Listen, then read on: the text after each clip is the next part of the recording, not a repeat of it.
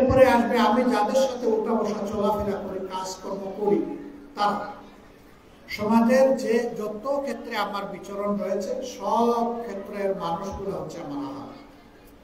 তাদেরকে জাহান্নামের আগুন থেকে বাঁচানোর তাগিদ আল্লাহ তাআলা আমাদেরকে দান করেছেন। এইভাবে আল্লাহ তাআলা তার সর্বশেষ বিধানের মাধ্যমে দুনিয়াকে একটা মানবিক সোসাইটি হিসাবে, সমাজ হিসাবে আল্লাহ বিল্ড আপের তাগিদ দিয়েছে। মানুষ যতদিন পর্যন্ত, যত যুগে, যত কালে আল্লাহর বিধানের অনুসরণ করেছে, নবীদের নেতৃত্ব মেনে নিয়েছে, ততদিন পর্যন্ত ওই অংশের, ওই সময়ের মানুষগুলা ছিল দুনিয়ার সেরা মানুষ। তাদের শাসন ছিল সেরা শাসন, তাদের সমাজে ছিল সেরা শান্তি, তাদের প্রত্যেকটি মানুষ সেই সমাজে ছিল সম্মানিত। আর যখনই মানুষ আল্লাহর বিধান ছেড়ে দিয়েছে, তখনই মানুষের উপর অপমান এবং লাঞ্ছনা নেমে এসেছে। কিন্তু যেহেতু আল্লাহ তাআলা মানুষকে সবচেয়ে বেশি ভালোবাসেন, তার সৃষ্টির মধ্যে সবচেয়ে প্রিয় সৃষ্টি, এই জন্য মানুষ একবার যখন সত্য থেকে, আল্লাহর রাস্তা থেকে এদিক সেদিক সরে গিয়েছে, হেলে গিয়েছে, টলে গিয়েছে, এলোমেলো হয়ে গিয়েছে, তখনই আল্লাহ তাআলা আবার নবী পাঠিয়েছে। এইভাবে নবুয়তের সিলসিলা এসে শেষ হয়েছে। কুরাইশের কোল জুড়ে যিনি এসেছিলেন দুনিয়ায়, যিনি পূর্ণিমার চাঁদকে লজ্জিত করে এসেছিলেন, আল্লাহ রসুলের চারিত্রিক সৌন্দর্যের কাছে সৃষ্টির সমস্ত সৌন্দর্য ম্রিয়মান, তারা হেরে গিয়েছে। তার মাধ্যমেই আল্লাহ তাআলা নবুয়তের মোহর বা খিতাব এনায়েত করেছেন। এরপরে আর কোন নবী আসবেন না, তিনি খাতিমুন নবী। আল্লাহর বিধান নাম কোরআন, এটি সর্বশেষ বিধান এবং পূর্ণাঙ্গ বিধান। এর আগের বিধানগুলো অবিকল নেই বলেই আল্লাহ তাআলা ওই বিধানের সার সংক্ষেপ কোরআনের মধ্যে ঢুকিয়েছে। কি আছে জবুরে, কি আছে তাওরাতে, কি আমরা সেই কোরআনকে কবুল করে নিয়েছি এবং বুকে ধারণ করেছি। আমাদের লড়াইটা কোরআনের জন্য, আমাদের লড়াইটা আল্লাহর জন্য। আল্লাহর জন্য যারা লড়াই করে, আল্লাহ তাআলার ভাষায় তারা হচ্ছে হিজবুল্লাহ, তারা আল্লাহর দলের সৈনিক। এই লড়াই করার অর্থ শুধু একই নয় যে একজন হাতে অস্ত্র নিবে, বোমা নিবে, আর এগুলো ফুটাইতে এবং গুলি বের করতে শুরু করবে। এই লড়াইটা মূলত শুরু হয় নিজের নফসের বিরুদ্ধে। প্রথমে আমার নফস আমাকে বিভিন্ন দিকে প্রতারিত করে ডানে বায়ে নিয়ে যেতে চায়।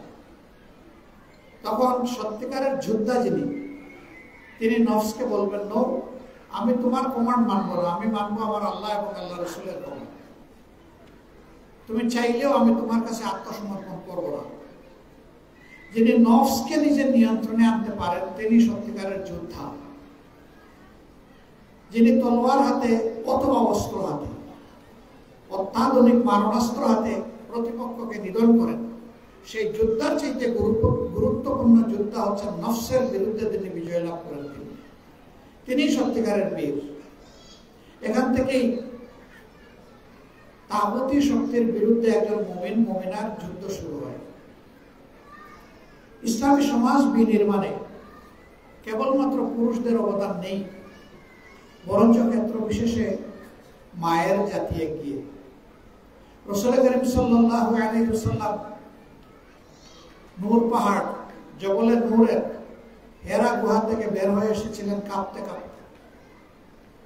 চেহারা হয়ে গিয়েছিল বিবর্ণ, গায়ে উঠেছিল জ্বর। তিনি গৃহে ফিরে হযরত খাদিজাতুল কুবরা রাদিয়াল্লাহু তাআলা আনহাকে বলেছিলেন, জাম্মিলুনি জাম্মিলুনি, ওরে তুমি তাড়াতাড়ি আমাকে কম্বল দিয়ে জড়ায় দাও, আমি বাঁচব না, আমি কাঁপছি, জ্বর আমাকে কাতর করে ফেলেছে। তিনি জড়ালেন, এরপরে জিজ্ঞেস করলেন, কি হয়েছে আপনার? তিনি বললেন, আজকে এমন এক সত্তার সাথে আমার দেখা হয়েছে, আমি যাকে একেবারে ভুলতে পারছি না। কি দেখলাম, কি অনুভব করলাম, বিষয়গুলো সবিস্তারে তিনি খুলে বললেন। বলার পরে আল্লাহ বান্দে বললেন, ডোন্ট ওয়ারি, আপনি বিচলিত হবেন না, আল্লাহ আপনার কোনো ক্ষতি করতে দিবেন না। আপনি সদা সত্য কথা বলেন, আপনি মানুষের এমনকি শত্রুর আমানত আপনি হেফাজত করেন। আপনি আত্মীয়তার হক সবসময় জোড়া লাগানোর চেষ্টা করেন এবং দাঁতে কামড় দিয়ে রক্ষা করেন। আপনি বিধবা এবং এতিমদের সাহায্যকারী, আপনি মজলুমের বন্ধু, আপনি ন্যায় বিচারক।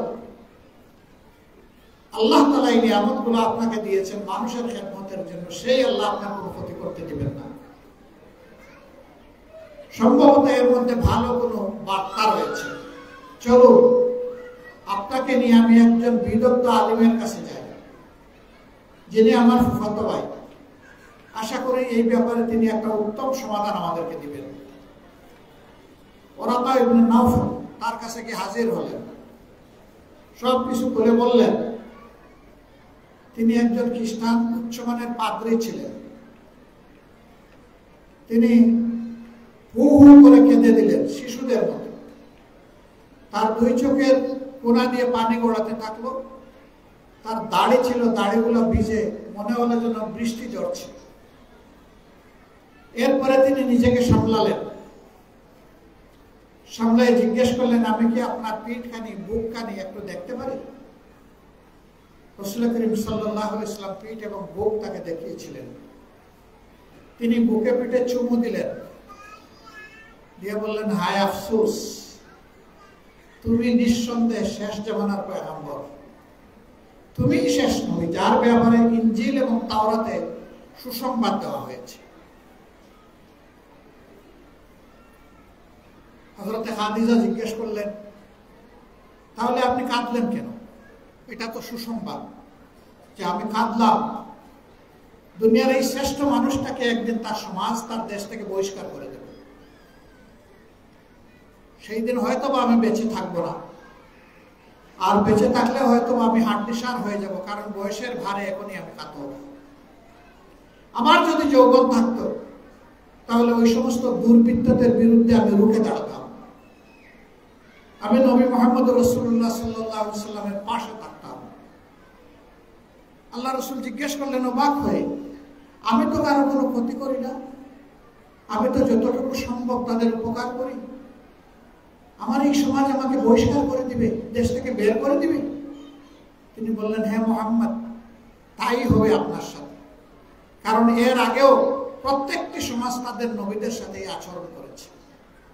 আপনার সাথেও তার ভিন্নতা হবে না, আপনি তার জন্য প্রস্তুত হন। বাস্তবে তাই দেখা গেল।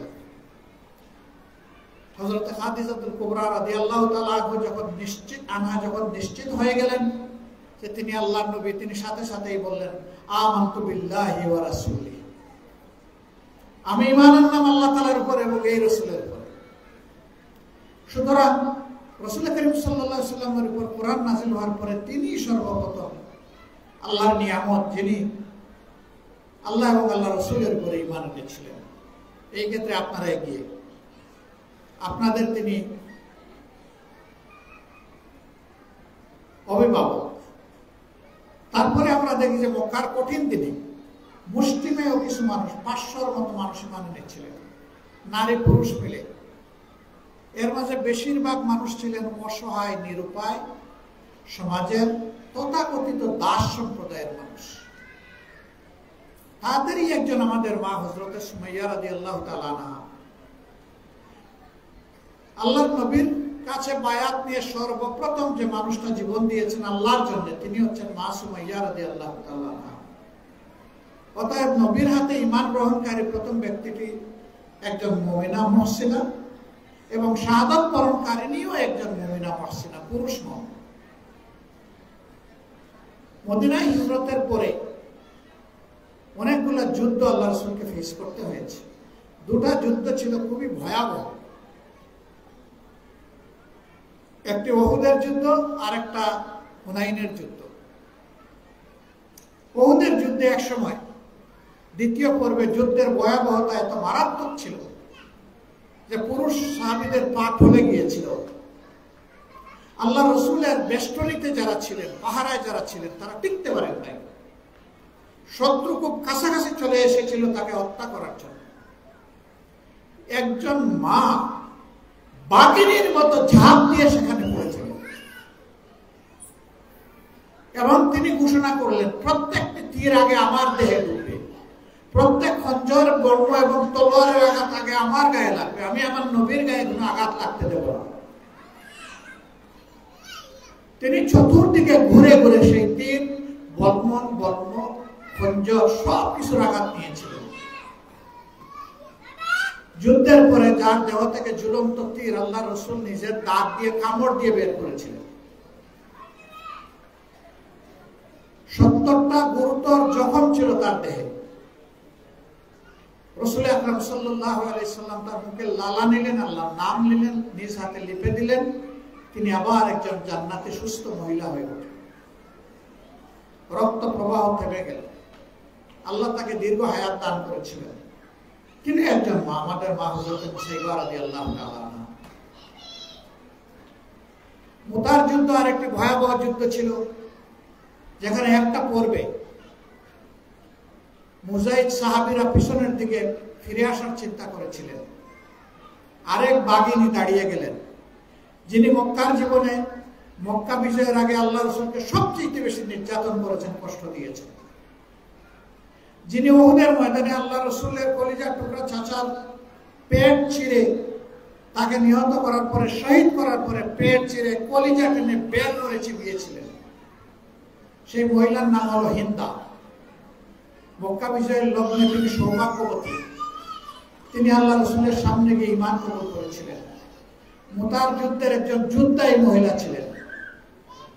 যখন সাহাবীরা পিছনের দিকে ফিরে তাকানোর চেষ্টা করেছেন, দুই ডানা মিলে চিৎকার দিয়ে বললেন, অসম্ভব, একজনকেও আমি পিছনের দিকে যেতে দেব না। মুমিনদের জন্য পিছনের কোনো দরজাগুলো নেই, আঘাত কেবল সামনে, হয় শহীদ না হয় আমরা বিজয়ী হব। মাঝখানে কোনো পথ নেই, পালিয়ে যাওয়ার কোনো রাস্তা নেই। তার চিৎকারে যুদ্ধের মোড় ঘুরে গেল এবং শেষ পর্যন্ত মুতার যুদ্ধের বিজয় নিয়ে সাহাবীরা মদিনায় ফিরলেন। যে যুদ্ধে 4 জন সেনাপতি নিহত হয়েছে, একজনের পর একজন। সেই যুদ্ধের মোড় ঘুরানো ওই লোকটিও একজন মহিলা, হযরত হিন্দা রাদিয়াল্লাহু তাআলা আনহা।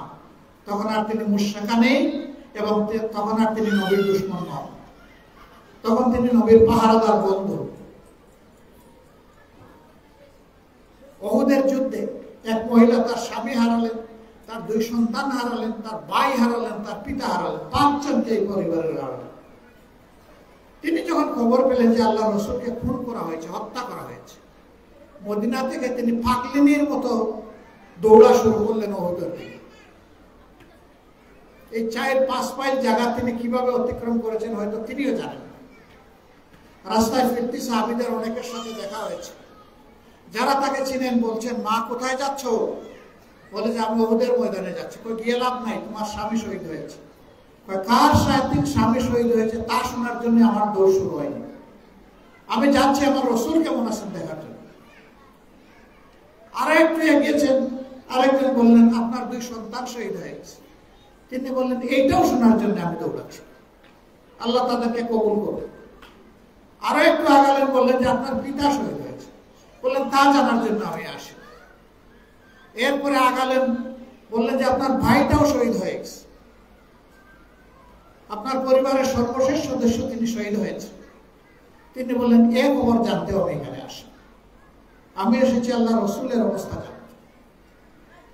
উহুদের ময়দানে আলু তালু অবস্থা, মাথায় কাপড় চোপড় কিছুই নেই, কোথায় গেছে তিনি বলতেই পারবেন। সাহাবীরা জিজ্ঞেস করছেন যে আপনি এখানে কেন? বললেন যে আমি খবর নিতে এসেছি আমার রাসূল কেমন আছে। বললেন আপনার পরিবারের 4 জন শহীদ হয়েছে। বললেন সে খবর আমি রাস্তায় পেয়েছি, এটার জন্য আমি বিচলিত না, শুধু আল্লাহর কাছে আরজ এরা যেন মুহাক্কিক শহীদ হতে পারে। আমার নবী কেমন আছেন আগে আমাকে দেখা, কিন্তু শুনেছেন নাই। একদল বেবুজ লোক ফিরে গিয়ে বলেছে আল্লাহ রাসূলকে হত্যা করা হয়েছে। অবশ্যই এর পিছনে একটা কারণ ছিল। আবু সুফিয়ান তখন কাফের, তখন তিনি মক্কি বাহিনীর প্রধান সেনাপতি। তিনি এই ঘোষণাটা দিয়েছিলেন যে মুহাম্মদ ইবনে আব্দুল্লাহকে শেষ করা হয়েছে, জামানার ফাতনা দূর হয়েছে। বলেন নাউজুবিল্লাহ। তার এই ঘোষণার পরে আল্লাহ রাসূল বালির গর্ত থেকে উঠে এসেছিলেন। আওয়াজ দিয়ে বলেছিলেন, আনা নাবিয়্যুল লা কাযিব, আনা ইবনে আব্দুল মুত্তালিব। আমি মিথ্যা নবী নই, আমার বংশ পরিচয় সহ তোমরা জানো। আব্দুল মুত্তালিবের এই নাতি মিথ্যাবাদী নয়, এ বরহক নবী। এই আওয়াজের মাধ্যমে প্রমাণ হয়ে গেল তাকে হত্যা করতে পারেনি। তখন বলা হলো তিনি তো আহত। এই মহিলা বললেন যে না, আমার দুই চোখ তাকে না দেখা পর্যন্ত আমি যা শুনেছি তার ব্যাপারে আমি নিশ্চিত হতে পারছি না। কি শুনেছেন আপনি? আমি শুনেছি আমার নবীকে খুন করা হয়েছে। বলে না, তিনি জীবিত আছেন। না, আমাকে দেখান। তিনি রাসূল করিম সাল্লাল্লাহু আলাইহি সাল্লামের সামনে চলে গেলেন। দেখা মাত্র কোনো কথা না বলেই তিনি সিজদায় পড়লেন, আল্লাহ শুকরিয়া আদায় করলেন মন ভরে, আল্লাহ তাআলার হামদ করলেন। এইভাবে দেখেন ইতিহাসের প্রত্যেকটি বাক্যে আমাদের মাদের অবদান। এই মায়ের জাতিকে যে জাতি সম্মান দিতে পেরেছে তারা সৌভাগ্যবান, আর যারা সম্মান দিতে পারেনি তারা আসলে দুর্ভাগা জাতি। আফসোস, ৯১% মুসলমানের দেশে আমাদের মায়েদের সম্মান ঘরে বাইরে কোথাও নেই। অথচ ইসলাম আমাদেরকে তাগিদ দিয়েছে মাদেরকে মায়ের মর্যাদায় সম্মান দিতে। আজকের শিশু মেয়েটিও কালকের মা, সুতরাং সেও মায়ের জাতির সদস্য। বাংলাদেশ জামাতে ইসলামী আল্লাহর কোরআন এবং রাসূল করিম সাল্লাল্লাহু আলাইহি সাল্লামের সিরত থেকে, জীবনী থেকে সেই শিক্ষা নিয়েছে যে আমাদের মায়ের জাতিকে মায়ের মর্যাদায় অধিষ্ঠিত করতে হবে। এই রাষ্ট্রে বাস্তব প্রয়োজনে এবং যোগ্যতা মোতাবেক পুরুষদের পাশাপাশি মহিলারাও রাষ্ট্র গঠনে অবদান রাখবেন। আমার এই বর্ণনা থেকে আপনারা বুঝতেই পেরেছেন, সমান তালে পুরুষের পাশাপাশি থেকে সংখ্যা যাই হোক, মহিলারাও প্রত্যেকটি যুদ্ধে অংশগ্রহণ করেছেন এবং যুদ্ধ করেছেন। জীবনের সবচেয়ে কঠিন ঝুঁকিপূর্ণ কাজের নাম হলো যুদ্ধ। সেই যুদ্ধেও যদি আল্লাহ রসুলের নেতৃত্বে এবং তার বেঁচে থাকা অবস্থায় মায়েরা, বোনেরা, মেয়েরা যদি অংশগ্রহণকারী হয়ে থাকেন, তাহলে সমাজের সকল কাজে অংশগ্রহণ করার হক তাদের রয়েছে। উম্মতের ৩ জন শ্রেষ্ঠ উস্তাদ ছিলেন আল্লাহ রসুলের পক্ষ থেকে, যাদেরকে গড়া হয়েছিল। এর মাঝে একজন হচ্ছেন উম্মাতুল মুসলিমিন হযরত আয়েশা সিদ্দিকা রাদিয়াল্লাহু তাআলা। তারা নেই কোথায়? হুদায়বিয়া সন্ধির সময় যখন আল্লাহ রসুল সিদ্ধান্তে উপনীত করতে সময় নিচ্ছিলেন, কিছু ইতস্তত হয়ে গিয়েছিলেন। সিনসিয়ার, কনফিডেন্ট এবং কমিটেড সাহাবীরা যখন বলছিলেন এটি সম্ভব নয়, যে এই সন্ধিতে আল্লাহ রসুলের নাম রসুল হিসাবে অস্বীকার করা হচ্ছে, এখানে আল্লাহ রসুল কিভাবে স্বাক্ষর করবেন? এটা সম্ভব নয়। এই সন্ধির লেখক হযরত আলী করমুল্লাহ ওয়াজহু তিনি ডিনাই করেছিলেন, আমার পক্ষে রসুলের রাসূল কেটে দেওয়া সম্ভব নয়। আল্লাহ রসুল বলেছিলেন, আমি তো লিখতে জানি না, পড়তে জানি না, দেখাই দাও তো কোন জায়গা। দেখাই দিলেন, বললেন কলমটা আমার হাতে দাও, নিজের হাতে কেটে দিলেন। সাহাবীরা দারুণ মন মরা, একতরফা একটা চুক্তি। স্বাভাবিকভাবে দেখলে সঙ্গিনীর কাছে ফিরে গেলেন, বললেন কি করব? ডোন্ট ওয়ারি, আপনার সাহাবীরা আপনার সেই জিনিসটারই অনুসরণ করবে যা আপনি করেন। আপনি তাদেরকে হুকুম করেছেন মাথা মুন্ডন করতে, কুরবানি দিতে, তারা করছে না। আপনি আগে কুরবানি করুন আর মাথা মুন্ডন করুন, সময় তারা নেবে না, সাথে সাথে অনুসরণ করুন। আল্লাহ রাসূল সেই পরামর্শটা দারুণ পছন্দ হলো, তিনি তামিল করলেন। সাথে সাথে সাহাবীরা সবাই প্রতিযোগিতা শুরু করে দিলেন, কুরবানি করা এবং মাথা মুন্ডন করা।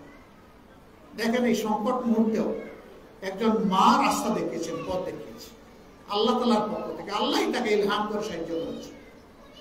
অতএব আমাদের এই পচা সমাজ বদলানোর জন্য আমাদের মাদেরকে অবশ্যই দায়িত্ব নিতে হবে আমাদের মতো।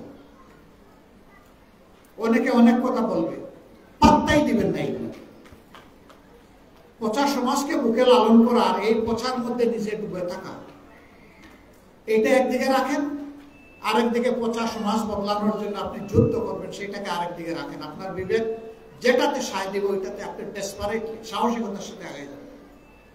আলহামদুলিল্লাহ, আমরা ইমপ্রেসড, আমরা অভিভূত। আমরা লক্ষ্য করছি দুইটা সমাজ ইসলামকে দারুণভাবে অ্যাপ্রিসিয়েট করছে, ধারণ করছে এবং ইসলামী সব থেকে স্বাগত জানাচ্ছে। একটি আমাদের যুব সমাজ, আরেকটা আমাদের মায়েদের সমাজ। আজ পর্যন্ত 3টা পাবলিক বিশ্ববিদ্যালয় নির্বাচন হয়ে গেল, এরাই সমাজেরই মানুষ। ঢাকা বিশ্ববিদ্যালয়, জাহাঙ্গীরনগর বিশ্ববিদ্যালয়, গতকাল হয়ে গেল চট্টগ্রাম বিশ্ববিদ্যালয়, আজকে হচ্ছে রাজশাহী বিশ্ববিদ্যালয়। এই সব জায়গায় একই চিত্র। মেয়েদের আস্থা ছাত্র শিবিরের উপর, তরুণদের আস্থা ছাত্র শিবিরের উপর। ইনশাআল্লাহ এরই রেপ্লিকা, এরই প্রতিচ্ছবি আগামীতে বাংলাদেশ দেখবে ইনশাআল্লাহ। আর এটা খুবই গুরুত্বপূর্ণ, যে সমাজে যুবকরা কোনো বিষয়ে সিদ্ধান্ত নিয়ে নেয়, যে সমাজে মায়েরা দায়িত্ব নিয়ে সামনে এগিয়ে আসে, সেই সমাজ পরিবর্তন আর না হয়ে পারে না। ইনশাআল্লাহ আমরা আশাবাদী, আমাদের এই পচা গুণে ধরা সমাজ আগামীতে পরিবর্তন হবে ইনশাআল্লাহ। আমরা আমাদের অঙ্গীকার ঘোষণা করেছি দেশবাসীর প্রতি। আমাদের প্রথম অঙ্গীকার হচ্ছে আমরা একটা সুন্দর শিক্ষা ব্যবস্থা গড়ে তুলব। শিক্ষা ভালো না হলে জাতি কখনো ভালো হবে না। এই জন্য শিক্ষাকে বলা হয়েছে জাতির মেরুদণ্ড। আমাদের দ্বিতীয় অঙ্গীকার, সমাজের প্রত্যেকটি স্তরে রন্ধ্রে রন্ধ্রে, রগে রক্তে দুর্নীতি এখন বাসা গেড়ে বসে আছে। আমরা ইনশাআল্লাহ দুর্নীতির বিরুদ্ধে লড়াই করব, এই দুর্নীতি মাটিতে নেমে না আসা পর্যন্ত। এখন আসমানে উঠে আছে, দুর্নীতির অস্তিত্ব বাংলাদেশে থাকবে না ইনশাআল্লাহ। এতে যত ত্যাগ স্বীকার করতে হয় সব কিছুর জন্য প্রস্তুত। সামনে হিমালয় পর্বত আসলে আল্লাহর কাছে তৌফিক চাই, এইটাকে মারিয়ে চুরমার করে আমরা যেন আমাদের গন্তব্যে পৌঁছতে পারি, আল্লাহ যেন তৌফিক দেন।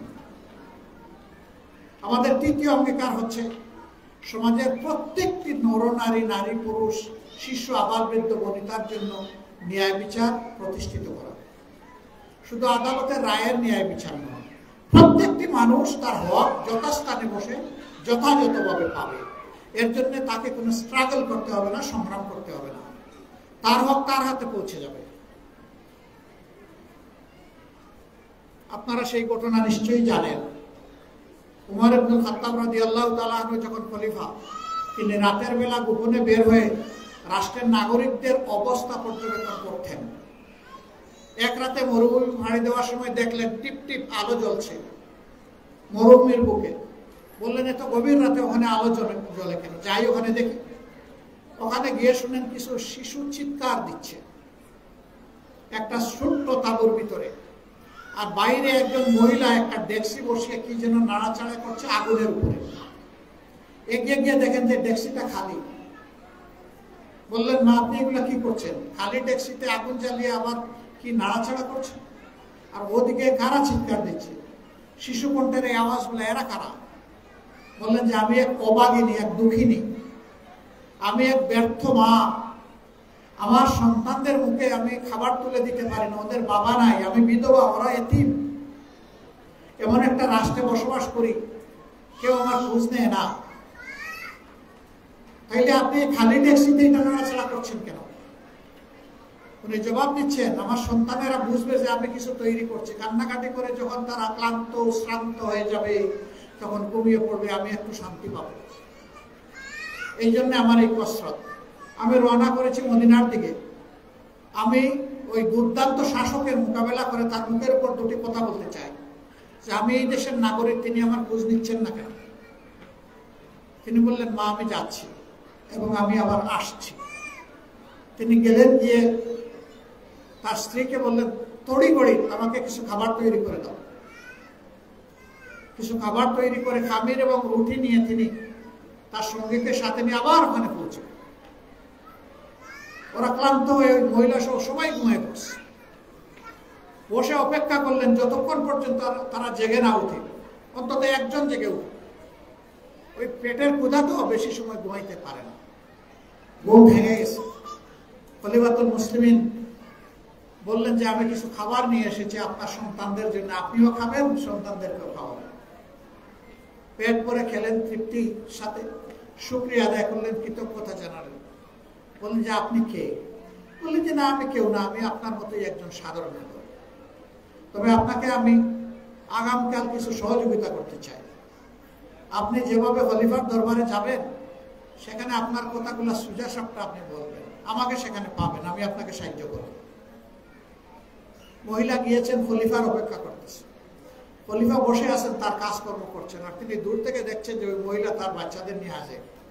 তিনি কিছু বলছেন না, সারপ্রাইজ দেওয়ার জন্য। একটা পর্যায়ে মহিলা কাউকে জিজ্ঞেস করেছেন যে খলিফা আসবে না? বলে যে ইনি তো খলিফা। ও, উনি খলিফা? সামনে গিয়ে হাজির হয়ে বলে আমাকে ক্ষমা করবেন। কেন আপনাকে ক্ষমা করবেন?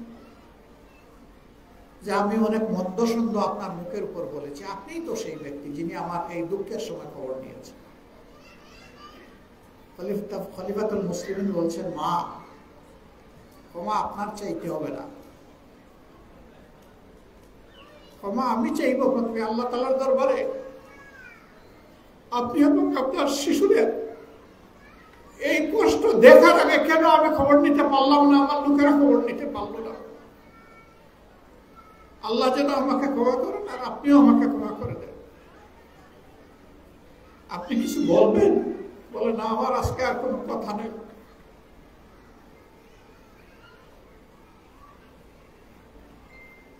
খলিফাতুল মুসলিমিন মালখানার জিম্মাদারকে ডেকে বললেন, এই মাস থেকে পরিবারের জন্য নিয়মিত অ্যালটমেন্ট, এটা যেন যথাযথভাবে তাদের হাতে যথাসময়ে পৌঁছে যায়, কোনো দেরি যেন না হয়। আর এখন হাতে কিছু দিয়ে দেন ওই প্রথম অ্যালটমেন্টটা পাওয়ার আগে, খরচপাতির জন্য। আলহামদুলিল্লাহ, আমরা তো এমন একটা সমাজ চাচ্ছি যে সমাজের শাসকরা মাপ চাইবে জনগণের কাছে তাদের ত্রুটির ঘাটতির জন্য। তারা কারো কাছ থেকে অ্যাপ্রিসিয়েশন চাইবে না, বাবা চাইবে না, কোনো স্লোগান চাইবে না, অমুক ভাই তমুক ভাই জিন্দাবাদ জিন্দাবাদ, এটা চাইবে না।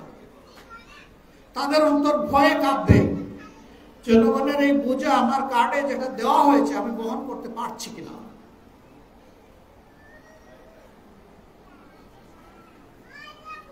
এই একই ব্যক্তি একদিন গভীর রাতে শিশুর মতো কেঁদে উঠেছিলেন। তার এক মেয়ের নাম ছিল ফাতেমা। দৌড়ে আসেন, অনুমতি নিয়ে বাবার ঘরে ঢুকলেন, তোকে জিজ্ঞেস করলেন, বাবা তোমার কি হয়েছে? তোমার কি হার্টে বা কোনো জায়গায় ব্যথা হয়েছে? বললেন না। তো তুমি কাঁদো কেন? জবাব নাই। কিছুক্ষণ পরে বললেন, কাঁদি আমার দায়িত্বের জিম্মাদারির ভয়ে। বাবা বললো কি? রাসূল সাল্লাল্লাহু আলাইহি ওয়াসাল্লাম সুসংবাদ দিয়ে গেছেন না যে কোনো মানুষ যদি কোনো ন্যায় কাজের প্রবর্তন করে তাহলে সমস্ত মানবতা ওই ন্যায় কাজটা করে যে সওয়াব পাবে, প্রবর্তনকারীকে আল্লাহ একাই সেই পরিমাণ সওয়াব দেবেন। তোমার কি সৌভাগ্য বাবা, তুমি কাঁদো কেন? মারে, তুমি যা বলেছো এটা ঠিক, কিন্তু তুমি দেখেছো মুদ্রার এক পিঠ, দেখো নি তুমি আরেক পিঠ। মেয়ে জিজ্ঞেস করছেন, বিচক্ষণ সেই মহিলা, বাবা ওই পিঠটা কি? খলিফাতুল মুসলিমিন জবাব দিচ্ছেন, মা,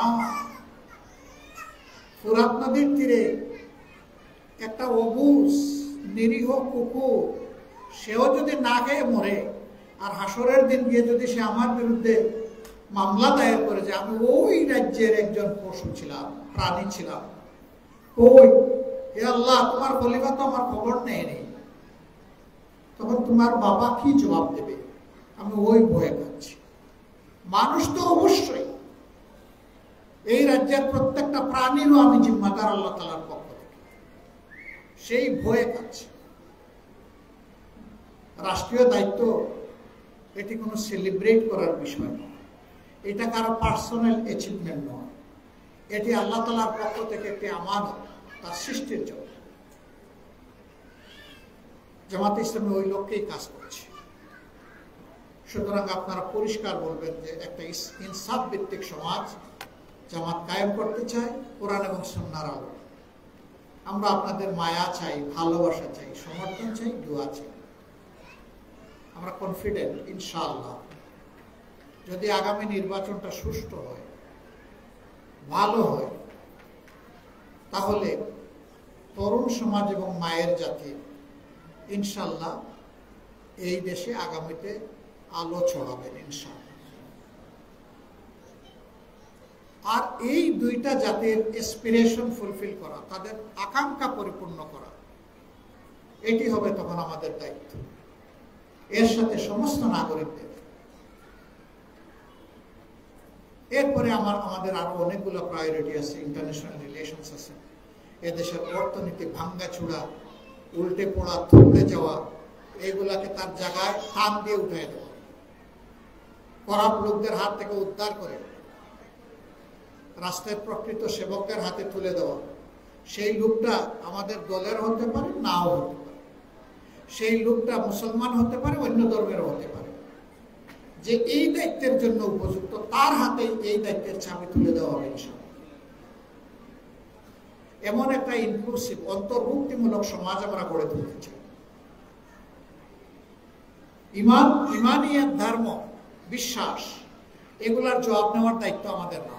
আল্লাহ তাআলা বলেছেন, ইন্না ইলাইনা ইয়াবাহুম সুম্মা ইন্না আলাইনা হিসাবাহুম।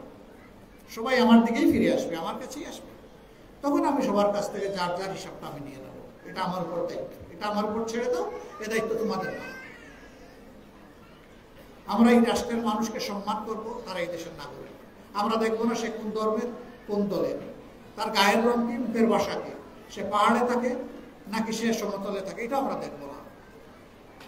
সে আমার ভাই, সে আমার বোন, সে এই দেশের নাগরিক, সেই হিসেবে আমরা তাদেরকে ইনশাল্লাহ হ্যান্ডেল করবো, আল্লাহ যেন তাওফিক দান করেন।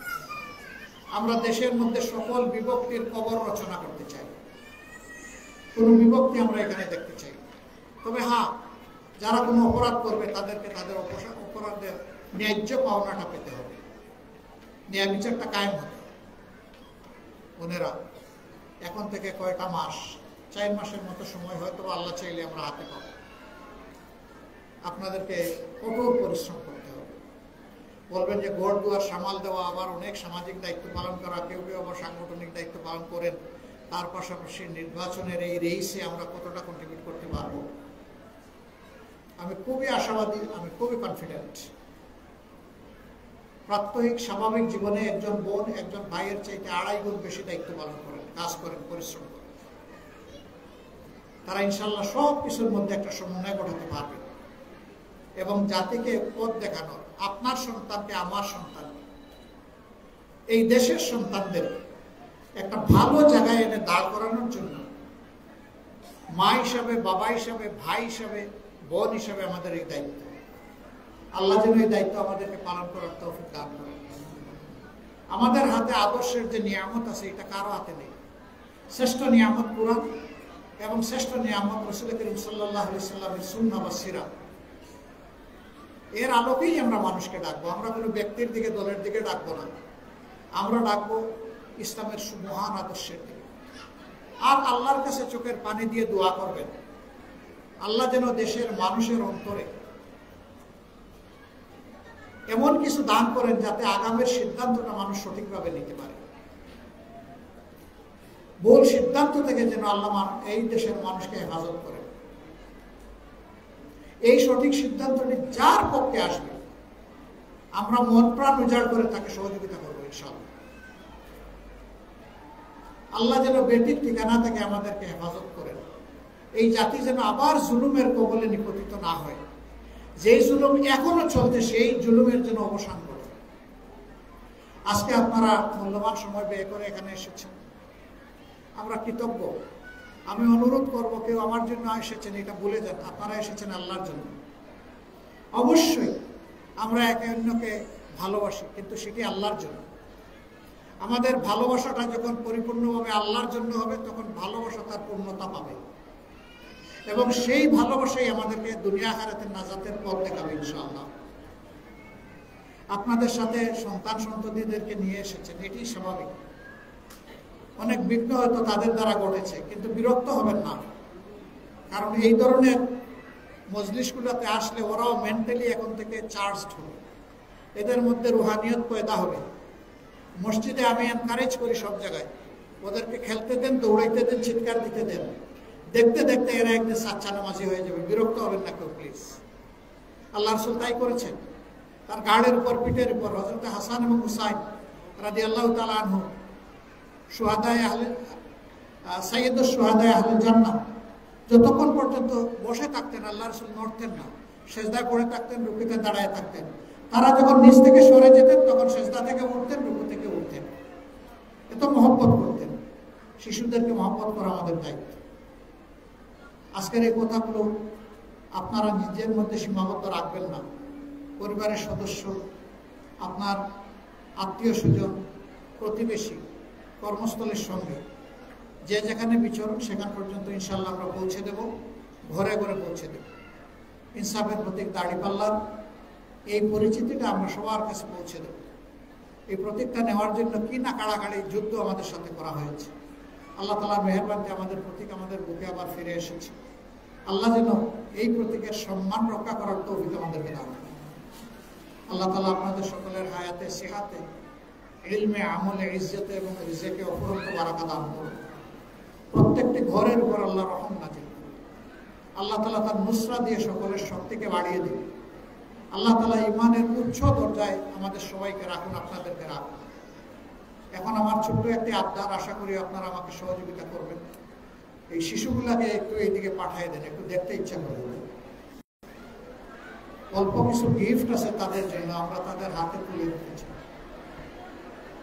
বাকি ইনশাল্লাহ একটু সময় ধৈর্য ধরবেন।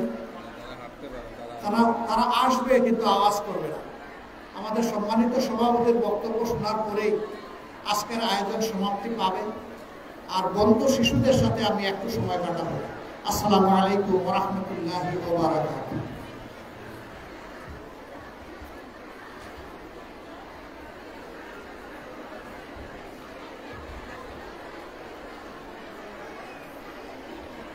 আলহামদুলিল্লাহ, আমরা মহান রব্বুল আলামিনের দরবারে শুকরিয়া আদায় করছি।